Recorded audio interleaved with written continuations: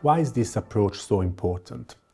This is because over the years we learned that with CGA, comprehensive geriatric assessment, we can improve several care outcomes for our patients. For example, we can impact cancer treatment decision in more than 1/3 of patients. We can predict the risk of side effects and treatment complications. We can estimate the prognosis of our patients. We can diagnose problems that are frequently neglected if we do not apply geriatric principles to cancer care. But over the last 4 years, we've also learned that with this approach, we can reduce the risk of systemic, drug anti-cancer treatment complications. We can reduce the risk of hospitalizations, again on drug anti-cancer treatments. We can improve quality of life on systemic anti-cancer treatment, and we can reduce hospitalizations after surgery.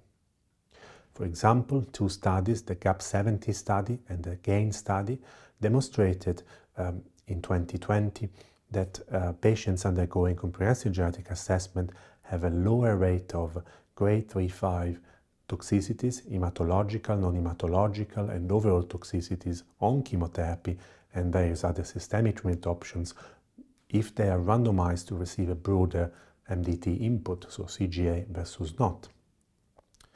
The INTEGRE study, which was another study which was conducted in Australia, documented with this approach, we can improve the quality of life of our patients only if the patient is able to see a geriatrician as they embark on systemic anti-cancer treatment.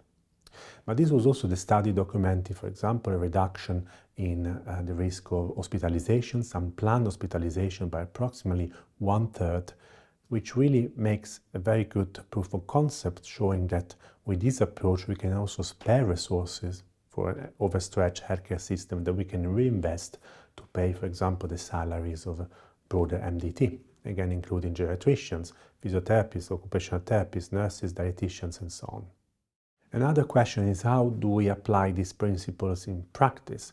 For example, what we have done at the Royal Marsden over the last 4 years, since November 2021, has been developing a dedicated service, the Senior Adult Oncology Program, to allow us to provide comprehensive geriatric assessment in a broader multidisciplinary setting to people over the age of 70 receiving systemic, drug anti-cancer treatment.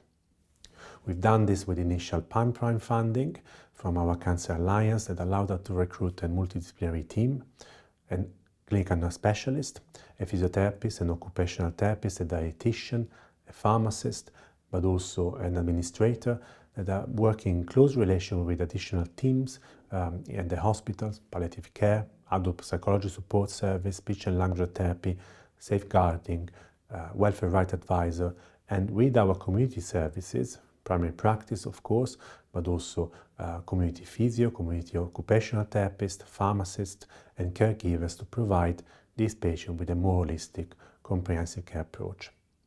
We use a specific tool called SOP3 that I mentioned earlier, which is completed by patients in no more than 10-15 minutes. Includes also a cognitive screening tool, Minicog, and this tool allows us to trigger referrals to each one of these MDT multidisciplinary team members based on the individual patient circumstances and needs. Once the patient needs are identified with this tool, then the patient is reviewed by our multidisciplinary team in 2 weekly clinics, and the patient is then provided with specific assessment and driven treatment recommendations and interventions that they may need to receive before or while they initiate systemic anti-cancer treatment.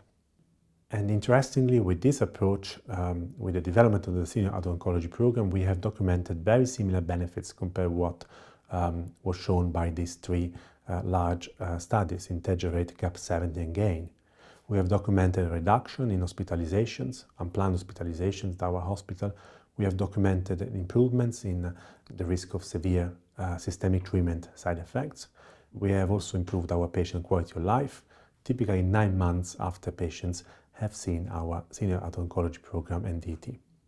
And we also received very good feedback from our patients that were feeling much better looked after in terms of having access to a broader, more multidisciplinary and personalized treatment approach, but also by our staff members that have been working with this new team at the hospital.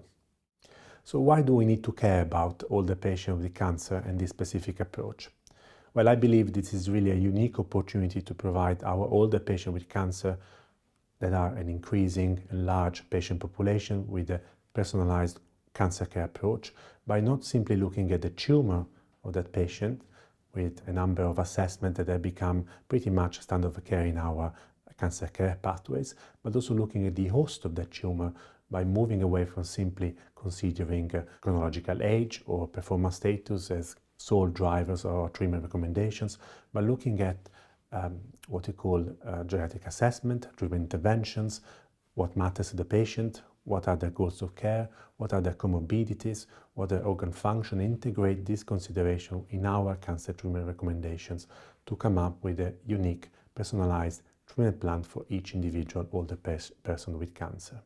This is something that we are also working on in collaboration with many GPs in our areas to make sure that these patients' care is also much more coordinated when our patients obviously leave our hospital and they go back to the community in between, for example, cycles of systemic anti-cancer treatment or between surgery.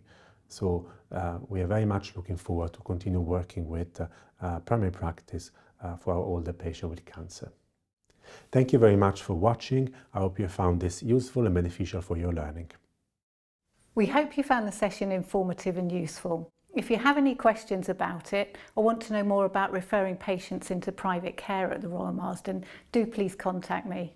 And likewise, any information or feedback on these sessions is always gratefully received. Thank you very much and take care.